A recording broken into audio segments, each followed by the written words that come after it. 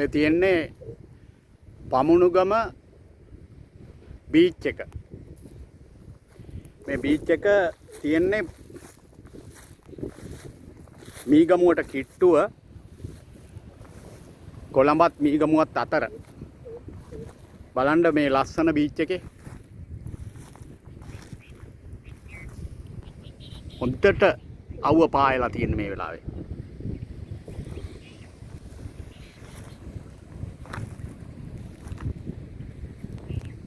හොඳ ලස්සන බීච් එකක්.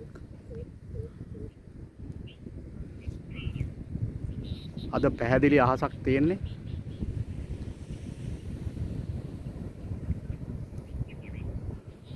අර තියෙන්නේ කොළඹ පැත්ත.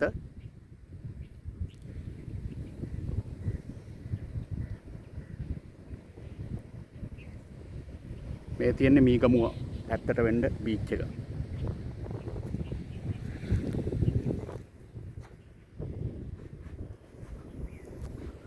ගොඩක් විශාලයි. වතුර කිට්ටුවට රැල්ල කිට්ටුවට ගියොත් අපට තවත් ලස්සන බලා ගන්න පුළුවන්.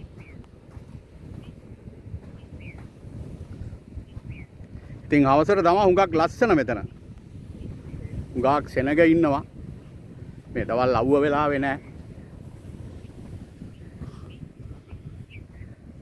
අවුව වෙලාවේ ඉන්නවා.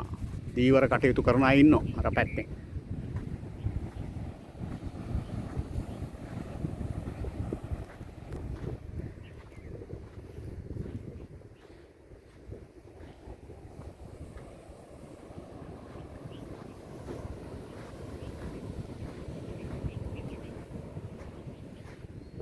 මේ ගොඩබිම පැත්ත. මේ ගොඩබිම පැත්තත් හොඳ ලස්සනයි. බලන්න ආසයි. උගාක් දිගට තියෙනවා මේ බීච් එක. අර පැත්තේ අර මාළු අල්ලන අයගේ බෝට්ටු.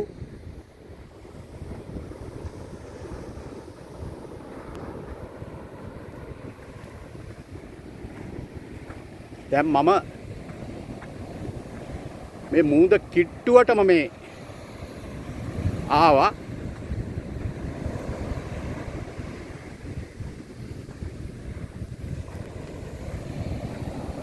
පේනව නේද ලස්සන?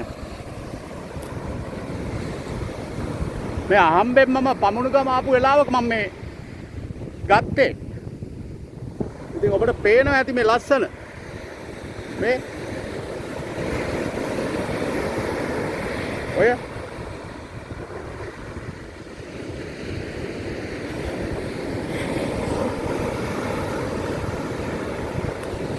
මට මේක බලන අයට පෙන්වන්න ඕන කියලා හිතුණා. ඒකයි මම මේ ඇවිල්ලා ගන්නෙ. හරිම ලස්සනයි. සද්ද ඇහෙනවද? රැල්ලේ සද්දේ.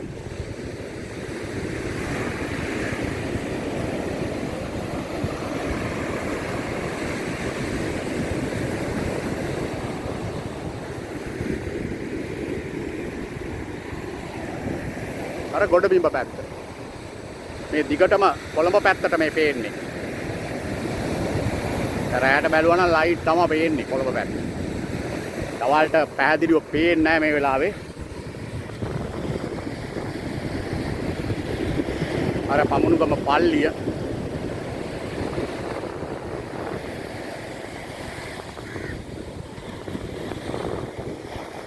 එතන ගල්පරේකුත් තියෙනවා.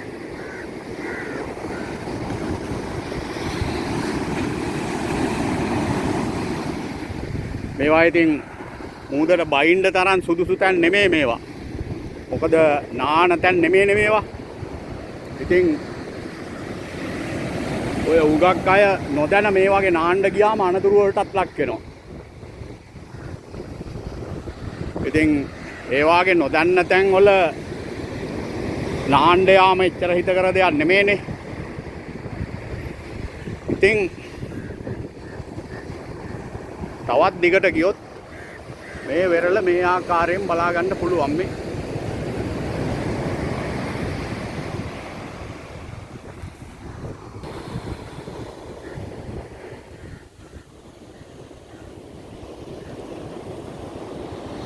මීගමුවට නම් හුඟක් සංචාරකයෝ එහෙම එනවනේ. පමුණුගමටත් එනවා. මේ ළඟ තියෙනවා හෝටල් ඕන තරම් තියෙනවා මේ හරියේ.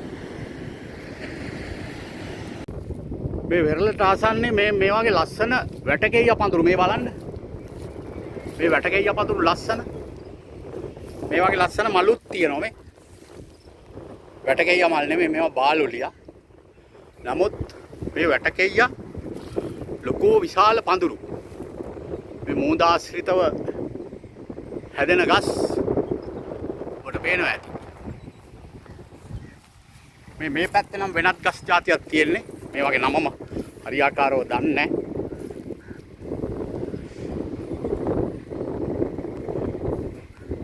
මේ ජලද සාක තමයි මේ තියෙන්නේ.